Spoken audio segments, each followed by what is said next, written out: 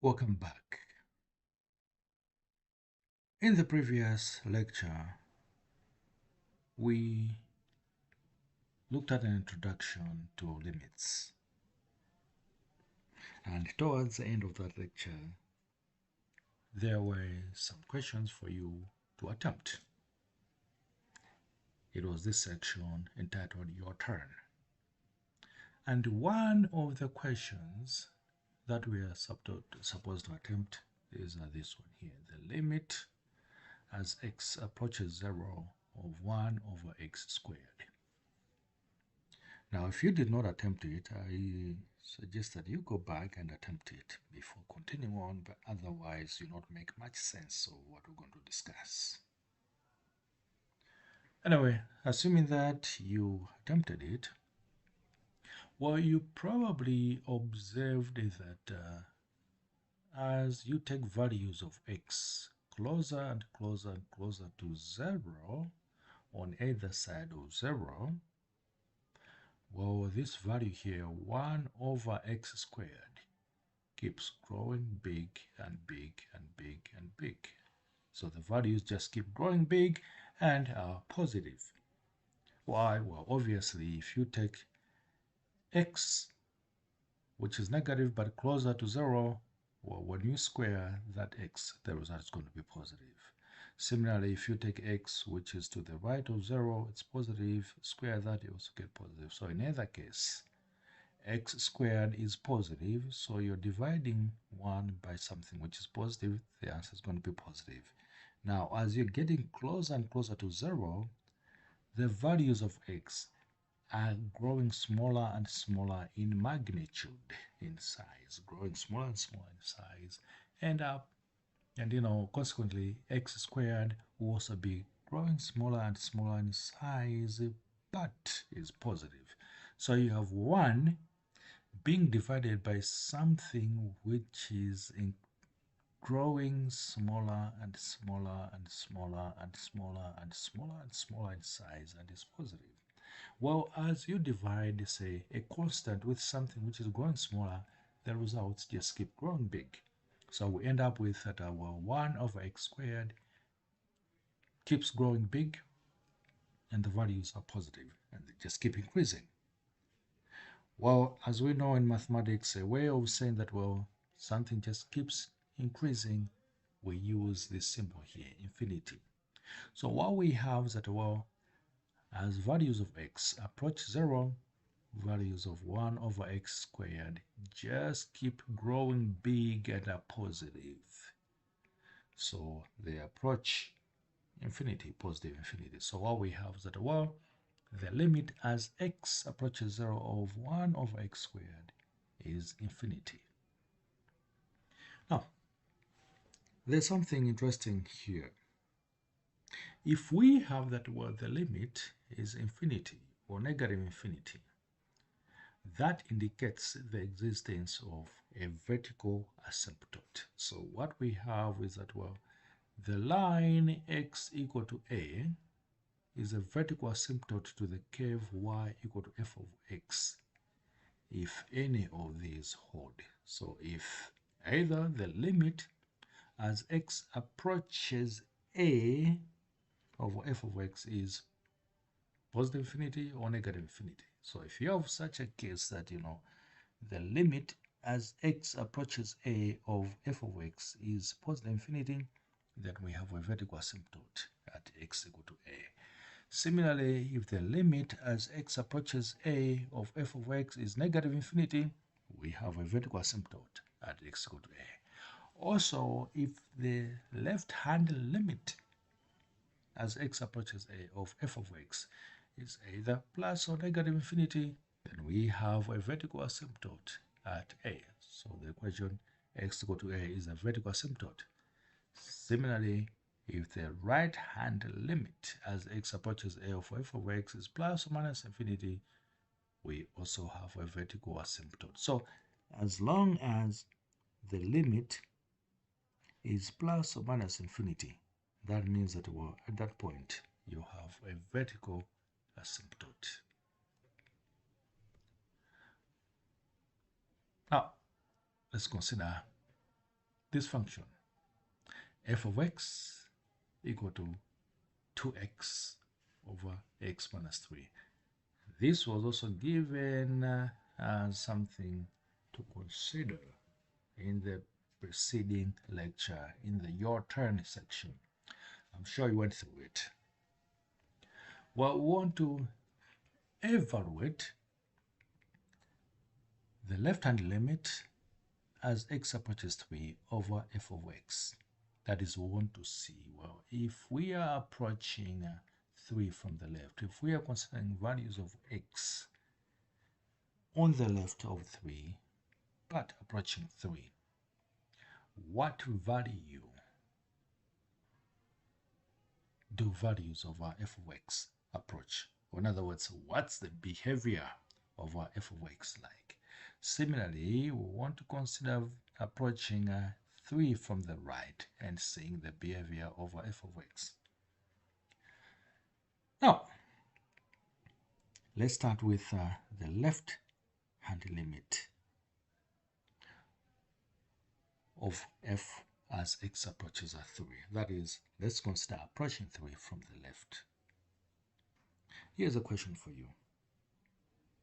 If we're considering values to the left of 3, if we're considering values of x to the left of 3, are these values greater than or less than 3? I'm sure you probably thought, well, these values of x are less than 3, and you are right. So if these values of x are less than 3, what can we say about the difference x minus 3, knowing that x is less than 3, x is smaller than 3? Will x minus 3 be smaller than 0 or greater than 0? Well, I'm sure you figured out that, well, since values of x are less than 3 are smaller than 3, then I take a value smaller than 3, take away 3, you get a negative. So x minus 3 is less than 0, it's negative. Now remember, by evaluating this limit, we're considering values of x closer and closer and closer to 3, but to the left of 3, smaller than 3. So for values of x here, we're considering values smaller than 3, but closer to 3. So this denominator x minus 3, since we're considering values smaller than 3 but closer to 3, the closer we get to 3, the smaller the gap between x and 3. So the smaller the difference. And if the difference is getting smaller, that means getting closer to 0. The gap is getting closer to 0. And so what we have is that our x minus 3 will be getting closer to 0. By the same time, since we're considering values of x less than 3, x minus 3 will be negative. So x minus 3 will be negative, but getting smaller. Remember, we're approaching 3 from the left. So getting closer and closer and closer to 3 from the left. The closer we get to 3, the smaller the gap between x and 3. So that means, the gap between x and 3 will be getting closer to 0, be getting smaller and smaller and smaller and smaller. The smaller it gets, the closer it is to 0. But at the same time, since the values of x are less than 3, that difference, x minus 3, will be negative. So as we get closer to 3, x minus 3 will be negative, but approaching 3, or rather approaching 0. So x minus 3 will be closer to 0, but negative. So x minus 3 will be getting smaller and smaller and smaller and smaller and smaller, but be negative.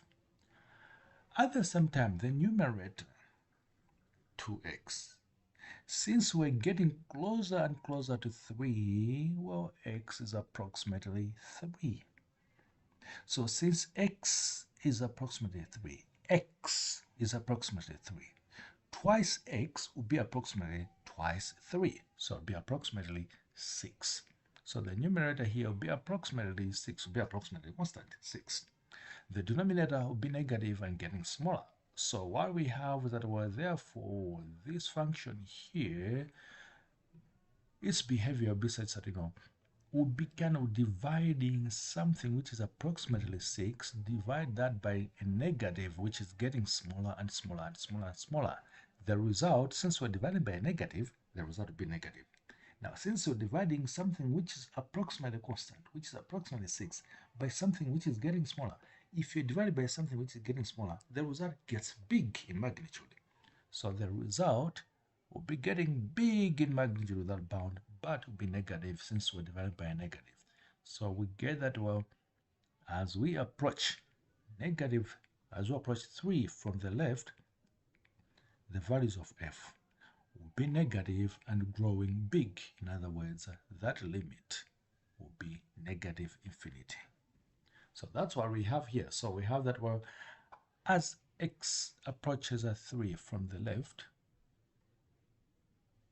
well, x is smaller than 3. So clearly x is less than 3. And so the denominator x minus 3 will be less than 0. That is, will be negative. But since we're approaching 3, well, x minus 3 will be getting closer to 0, but is negative. So the denominator, as we're getting closer to 3 from the left, the denominator will be getting smaller, but is negative. And again, since x is approximately 3, the numerator twice x will be approximately 6.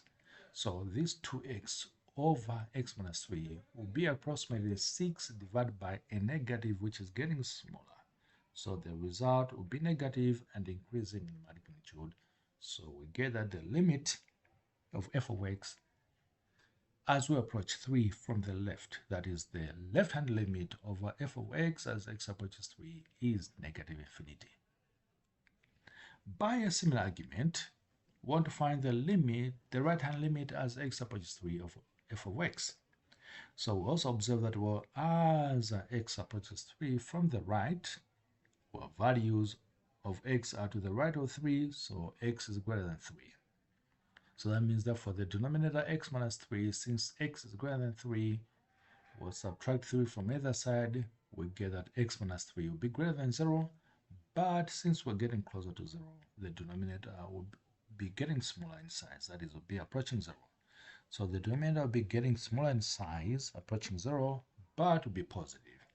So therefore, this 2x over x minus 3 will be equivalent to twice x, which is approximately 6, because x is approximately 3. So we're dividing something which is approximately 6 by something which is positive but getting smaller. Well, since it's positive and getting smaller, the result will be positive but getting bigger without bound. So we get that, well, the right-hand limit as x approaches 3 of f of x is positive infinity. What does that tell us? Remember that the limit as you approach some particular number, if that limit is positive or negative infinity, that means that at that number we have a vertical asymptote. So therefore it follows that, well, the vertical line, the line x equal to 3, is a vertical asymptote of the function of the graph of f of x. Now, if you have that the limit is positive or negative infinity, does the limit exist? Please don't read this statement because you have the answer. So let's assume that you've not read it. Well, remember, by the limit, we are looking at the value that f of x approaches. Now, if we have that the limit is infinity, infinity simply says that, well, the value just keeps getting bigger. The values just keep getting bigger. Now, if the values, the closer you get to a, the values just keep getting bigger. Are they approaching a particular value? If they just keep getting bigger, you get closer to a, the value is bigger, much closer, much bigger, much closer, the value is much bigger, something else different. Are we approaching a particular value? Well, certainly not.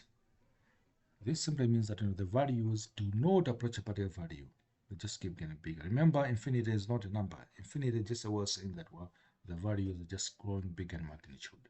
So what this means that the limit is not approaching a particular value. The limit is just growing big in magnitude. And so it follows that it's not approaching a particular value.